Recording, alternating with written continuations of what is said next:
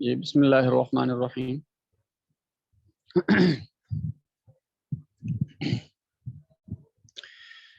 وضو کے مسائل کے بارے میں ہم پڑھ رہے تھے۔ اب ہم یہاں سے وضو کے مستحبات شروع کرتے ہیں، صفحہ 43 کے شروع سے۔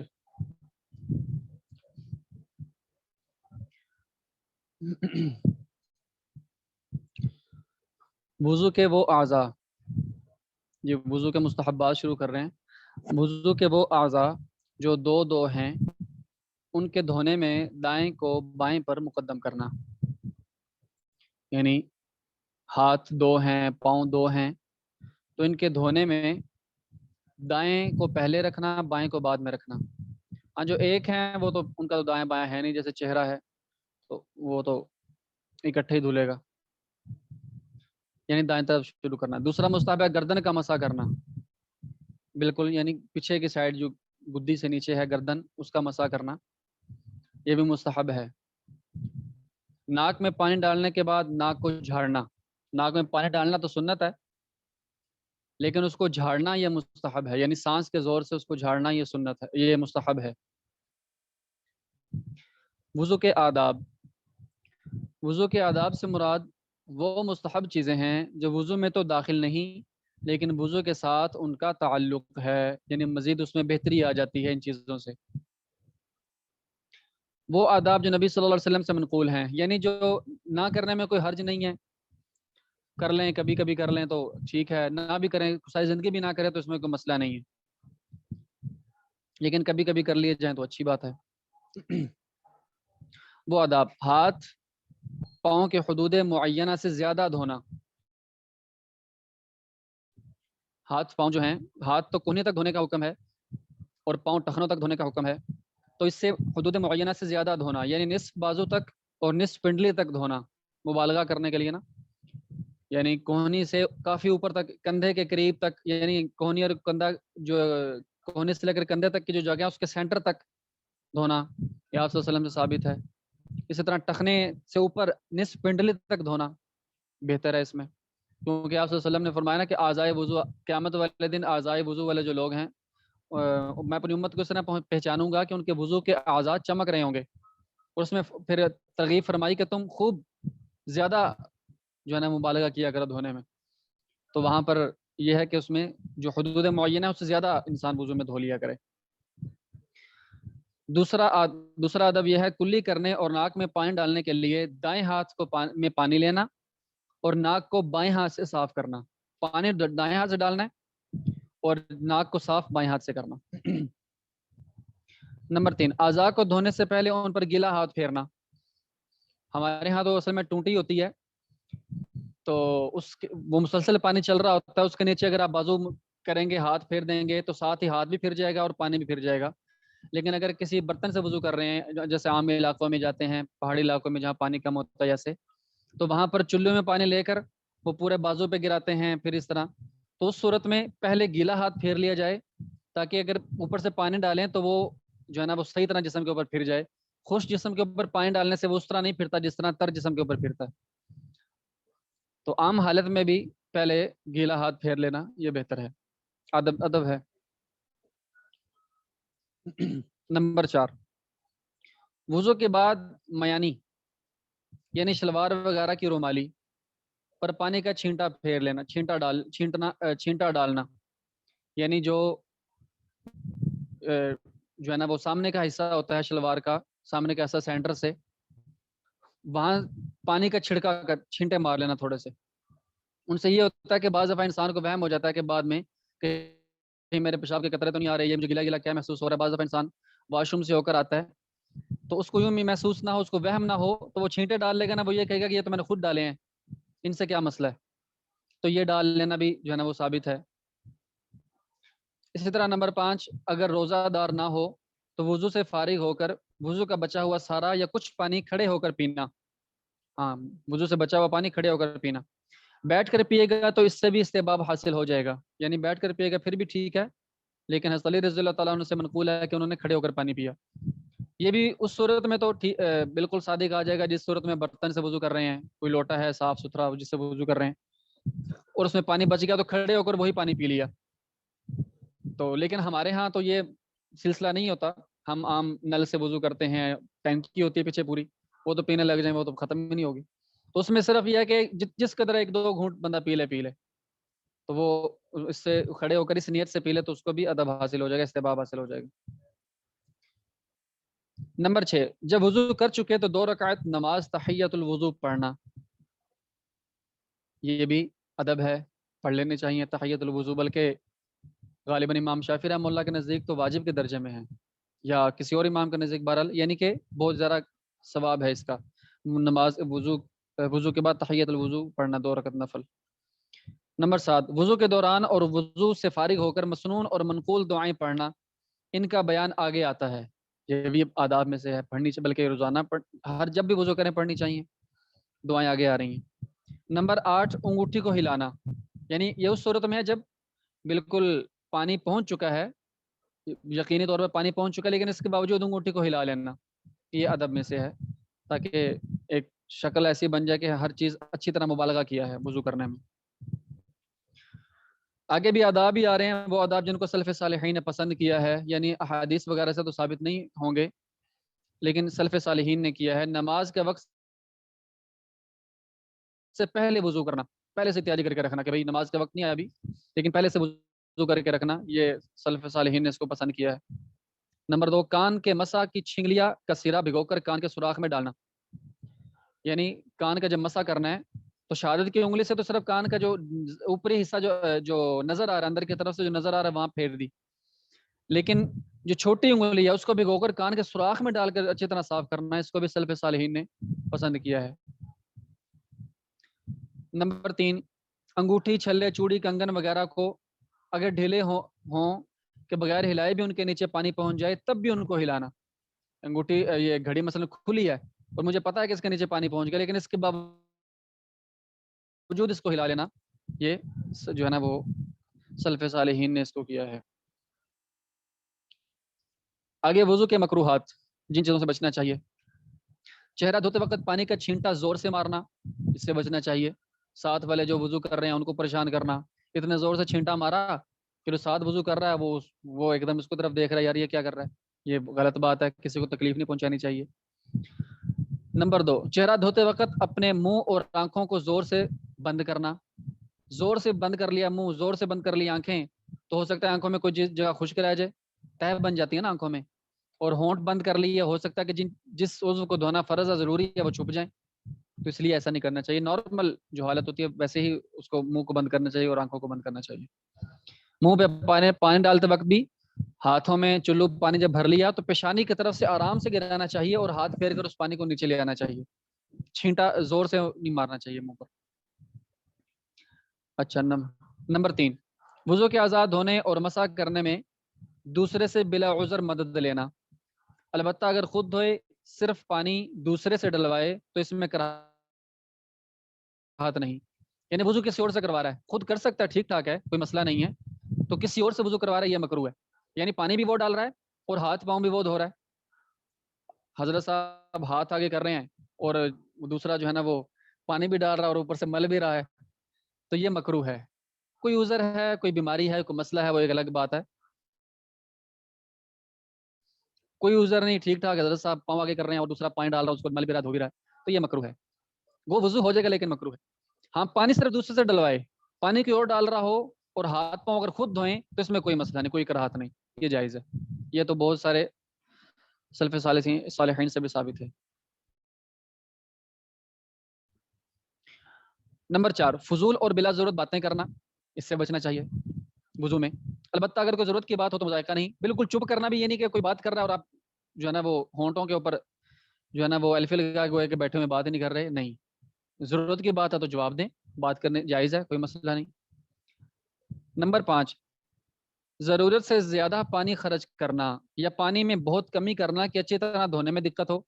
ایک تو نل فل کھول دیا نان سٹاپ اور ہاتھ دھو رہا ہے، منہ دھو رہا ہے، کھلا ہی ہوا ہے، مسا کر رہا ہے پھر بھی کھلا ہوا ہے، ایک غلط بات ہے. یہ بالکل اتنا ہلکا کر دینا کہ اعضاء بھی صحیح طرح نہیں دھل رہے، گھنٹہ گھنٹہ وہ قطروں کا انتظار کر رہا ہے، تو یہ نہیں، نارمل کھولیں اس سے وضو کریں۔ نمبر 6، کسی عضو کو 3 مرتبہ سے زیادہ دھونا، یہ مکروہ ہے۔ 3 مرتبہ دھو لیا بس کافی ہے، اس سے زیادہ دھوئیں گے تو وہ اسراف ہو جائے گا۔ آگے وضو پر وضو، ایک وضو کیا ہوا ہے اب ٹوٹا نہیں ہے، اس کے اوپر دوسرا وضو جب کرنے لگا ہے تو اس کے بارے میں یہاں مسئلہ آ رہا ہے۔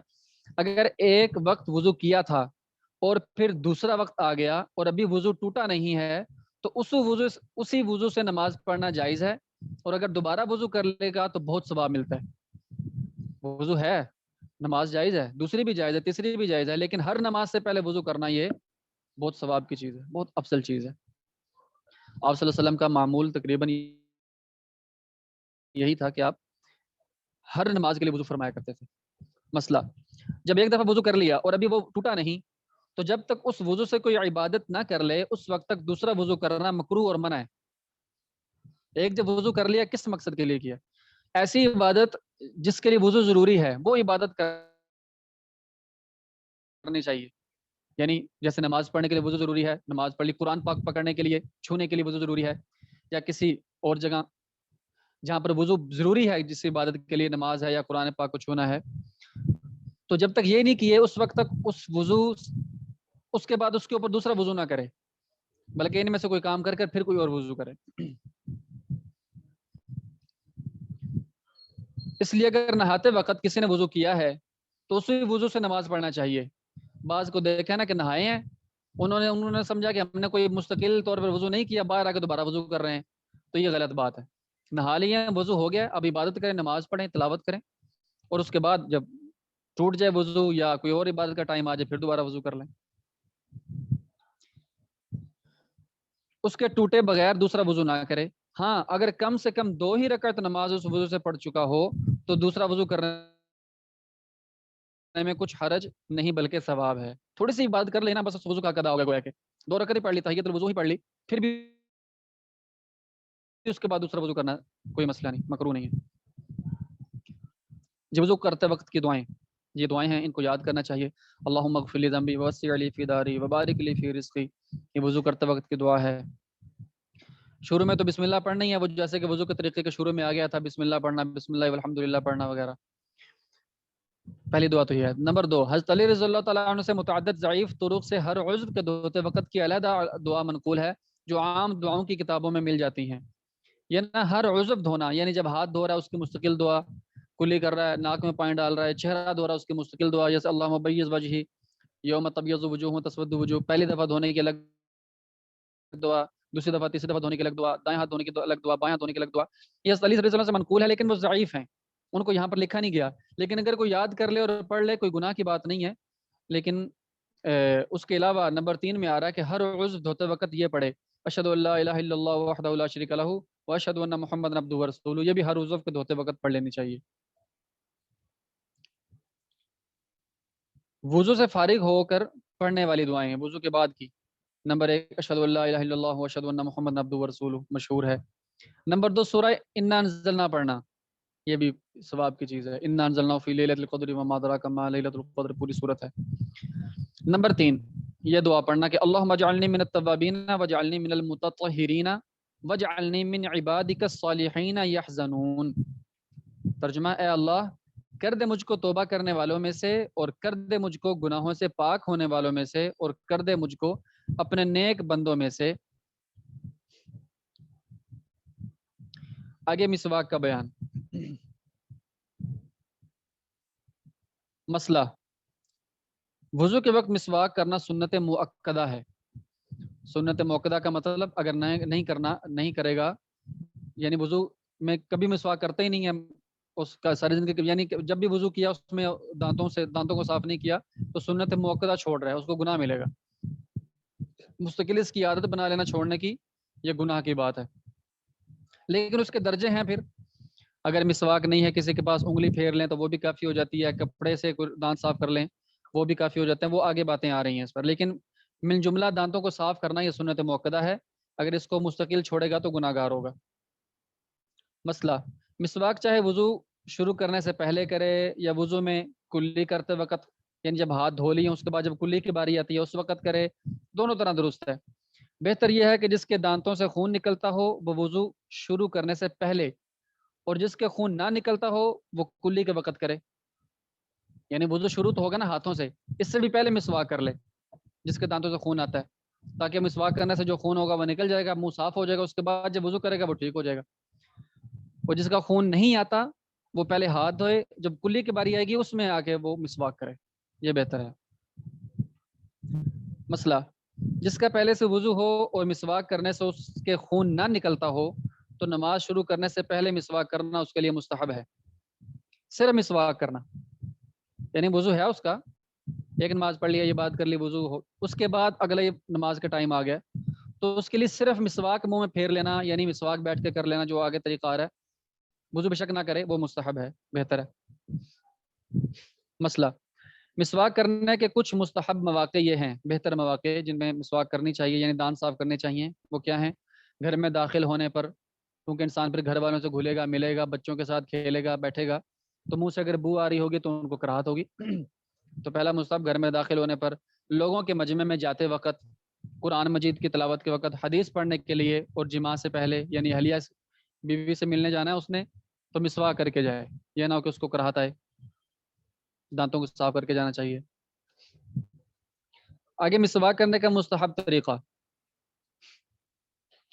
مسواک کو پانی میں تر کر کے دائیں ہاتھ میں اس طرح پکڑے کہ دائیں ہاتھ کی چھنگلیاں مسواک کے نیچے رکھے اور انگوٹھا مسواک کے سر کے برابر میں، اور باقی 3 انگلیاں مسواک کے اوپر کی جانب رکھے.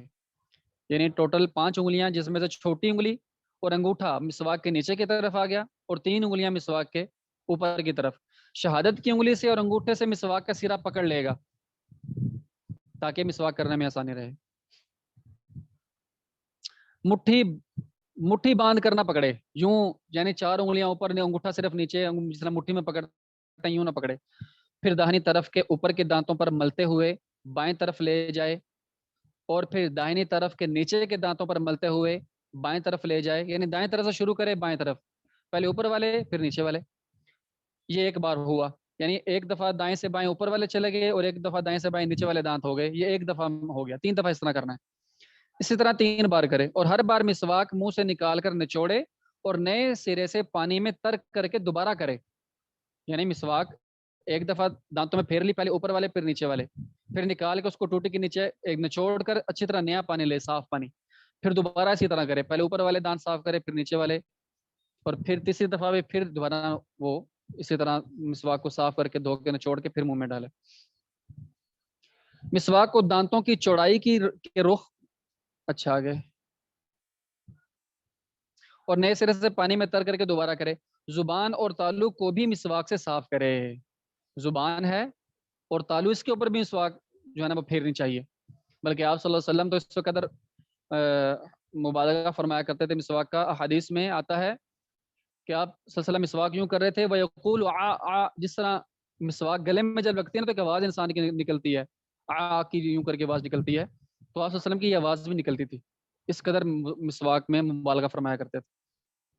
اس لیے مسواک خوب اہتمام سے مسواک کرنے چاہیے. مسواک کے آداب، اچھا نہیں، مسواک کو پچھلی بات رہ گئی. مسواک کو دانتوں کی چوڑائی کے رخ پھیرائے، دانتوں کے طول یعنی اوپر سے نیچے کو نہ ملے. اس بات کا بھی خیال رہے، لوگوں کے ذہن میں یہ ہوتا ہے کہ دانتوں کے درمیان میں خلا ہے تو اوپر سے نیچے کروں گا تو اچھی طرح صاف ہو جائیں گے. نہیں، بلکہ طریقہ بہتر یہ ہے کہ دائیں سے بائیں مسواک پھیرے، جو خلا ہے وہ خود بخود صاف ہو جائے گا. اوپر سے نیچے کریں گے تو مسوڑوں کو مسئلہ ہوگا، اور اس میں دانتوں کی جو ہے نا وہ شیپ بھی خراب ہوتی ہے، کیونکہ مسوڑے اوپر چڑھ جاتے ہیں. تو دائیں بائیں میں کریں گے تو مسوڑے بالکل برابر رہیں گے، تو وہ اس میں صفائی بھی حاصل ہو جائے گی.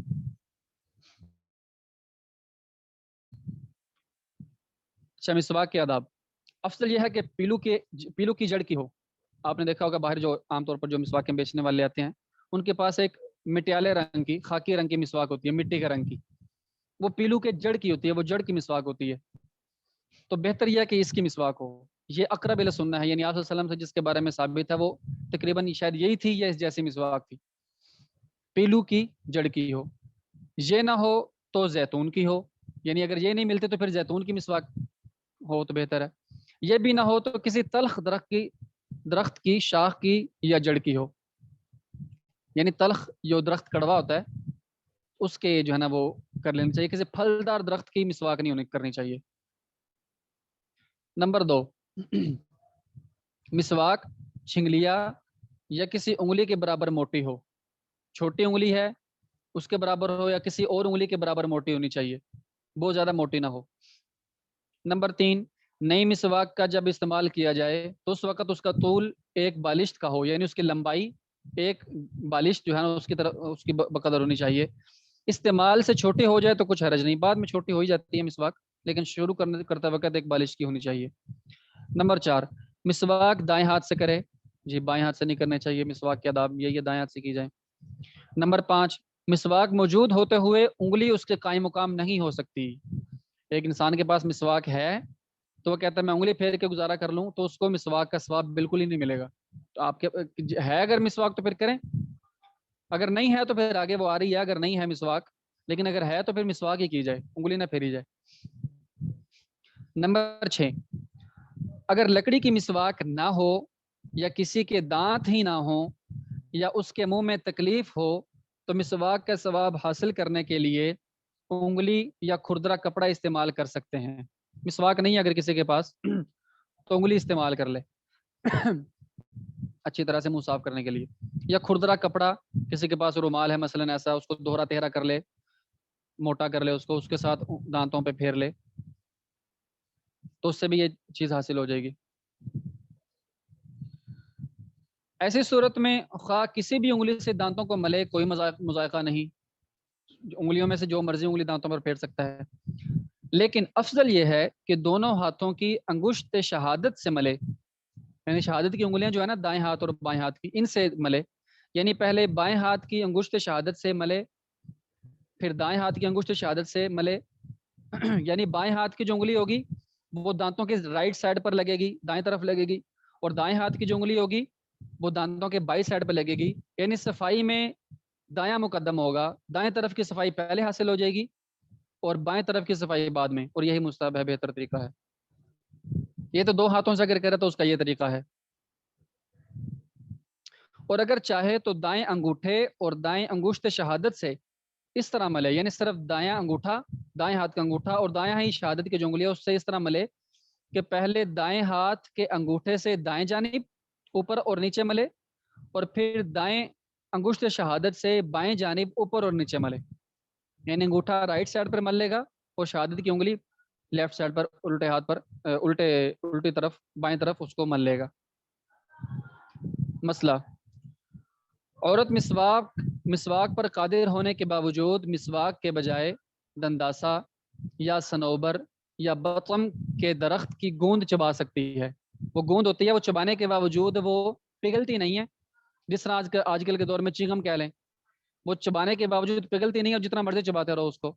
تو ایسے ہی یہ سنوبر یا بطم کے درخت کی گوند جو ہوتی ہے اس کو چبا سکتے ہیں, یا دنداسا پھیر لیتے ہیں دانتوں میں, جو چھلکا ہوتا ہے درخت کا, تو اس کو غالباً اخروٹ کے درخت کا ہوتا ہے چھلکا شاید, بہرحال جس کا بھی ہوتا ہے اس کو دانتوں پر پھیر لے تو اس کو اس کا استحباب حاصل ہو جائے گا.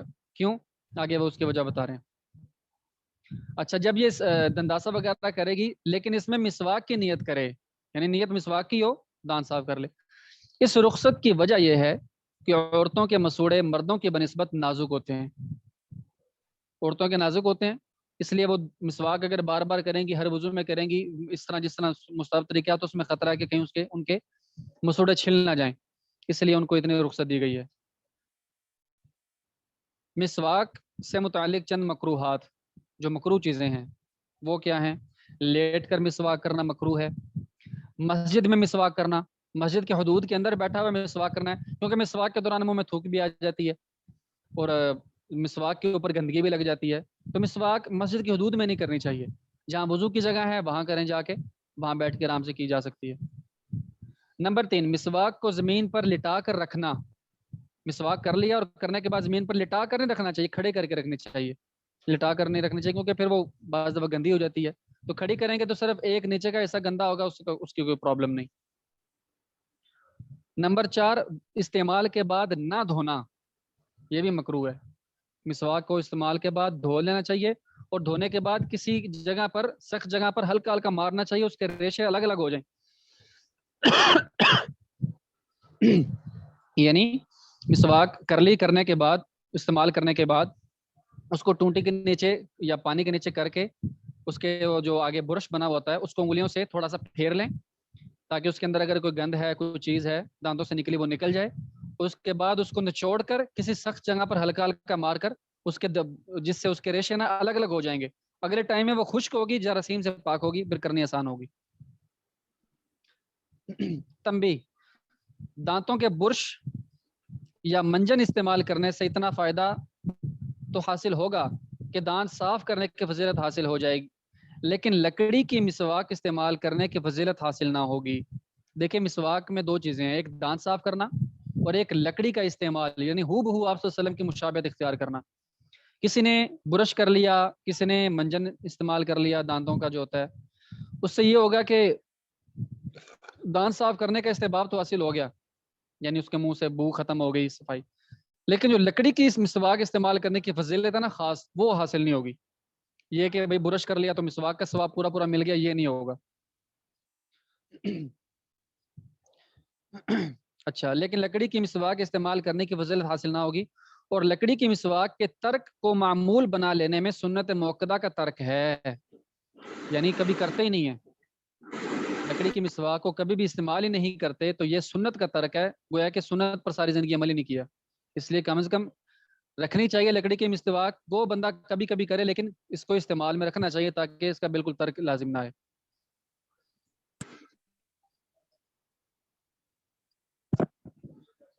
جی ہاں، لکڑی کی مسواک کے اوپر منجن لگا کے استعمال کیا جا سکتا ہے، اس میں دانتوں کی صفائی بلکہ اور بہتر حاصل ہوگی، اور لکڑی کی مسواک کا استعمال بھی آ جائے گا، بہتر ہے، کر سکتے ہیں.